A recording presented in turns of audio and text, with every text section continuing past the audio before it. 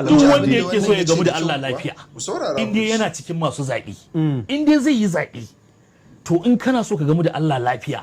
to rufin asirin ka zaɓi Bola Ahmed Tinubu a matsayin shugaban kasa muka nema muka ce Allah muka roki Allah ya bamu abin da yafi alheri sai ya bamu Bola Ahmed Tinubu wannan yana nuna maka cewa cikin yan takarkarin nan babu kamar sa wannan nake kira ga yan Najeriya su yi ahir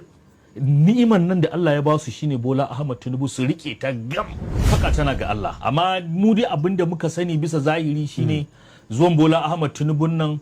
in kai ne hasidin iza hasada ka san akwai wasu abubuwa da aka samu sauki a zamanin sa dukkan wani wanda yake ma'abucin hankali sawa'un wannan mutumin Kirista ne ko musulmi ya san zamanin Bola Ahmed Tinubu akwai canje-canje da ci gaba kwarai da gaske. Muwafaka tana ga Allah amma dai kai ka san na farko ina tabbatar wa al'umma cewa duk wanda ya dora alhakin lalacewan tsaro ko taɓarɓarewar tsaro a hannun Bola Tinubu ko a kansa to ya zalice shi.